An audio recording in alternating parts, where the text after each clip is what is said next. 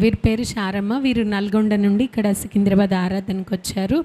వీరు వారి కుమారుడు వివాహ విషయమై ఎన్నో మాటలు ముందు బంధువుల నుంచి వారు బాధపడడం జరిగింది. వారికి గృహము లేదు ఉండడానికి. వారికి 6 పిల్లలు అయినప్పుడు వారి పిల్లల వివాహం కోసం వారు చూస్తున్నప్పుడు వారి బంధువుల్లోనే తెలిసిన వారిలోనే అందరూ హేళన చేసేవారు. మీకు ఏమీ లేదు, వెనకాల ఒక ఇల్లు అయినా కూడా లేదు, ఏం ఆస్తుపాస్తులు లేవు, ఎలా చేస్తారు పెళ్ళి, ఎవరిస్తారు పిల్లలు మీకు, మేమైతే కనీసం అడుక్కునే వాళ్ళకన్నా చేస్తాం కానీ మీకైతే చెయ్యము అని అన్నట్లు వారు చాలా బాధ పెట్టారని వారు చెప్తున్నారు.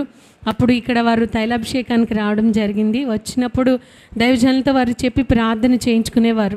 వారి పిల్లలు వివాహం కొరకు వారి కుటుంబం కోసం వారు ప్రార్థన చేయించుకుంటూ ఉండేవారు.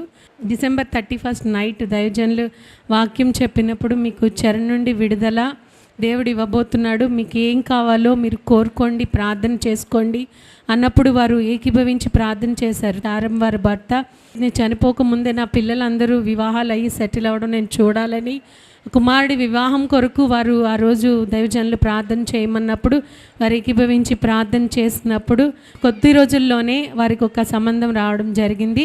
ఆ వివాహానికి అమ్మాయిని చూడడానికి వెళ్ళేటప్పుడు కూడా వారు ప్రార్థన చేయించుకున్నారు. అది దేవుని చిత్తం అయితే దేవుడే కార్యం జరిగిస్తారని దైవజనులను కూడా ధైర్యం చెప్పి ప్రార్థన చేసి పంపించారు. పంపించిన తర్వాత వారు వెళ్ళడం జరిగింది.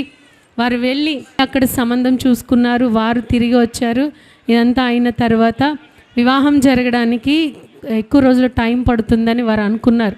అంటే డబ్బులు లేవు, సమకూడాలి, ఇవన్నీ జరగాలి, కనీసం ఒక 8 నెలలన్నా టైం పడుతుందని వారు అనుకున్నారు. కానీ వారు ఇక్కడికి వచ్చి మళ్ళీ దైవజనులకు చెప్పినప్పుడు నేను ప్రార్థన చేస్తాను, మీరు మనసులో మీకు ఏది కావాలో అది అనుకోండి అన్నప్పుడు తైలాభిషేకంలో వారు ఇలా వివాహం కొరకు మనసులో అనుకుని ప్రార్థన చేసుకున్నప్పుడు దేవుడైతే అద్భుత రీతిగా కార్యం చేసి ఒక 10 రోజుల్లోనే వారు వివాహానికి చేయడానికి సరిపడా ఆ డబ్బులు అనేవి వారికి సమకూర్చబడ్డానికి దేవుడు సహాయం చేశాడని, ఆ వివాహం అనేది ఎంతో ఘనంగా జరిగిందని వారు సాక్ష్యం చెప్తున్నారు.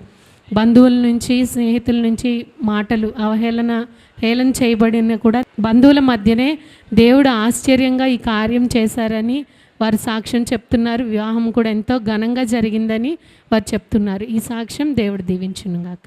ఆమె.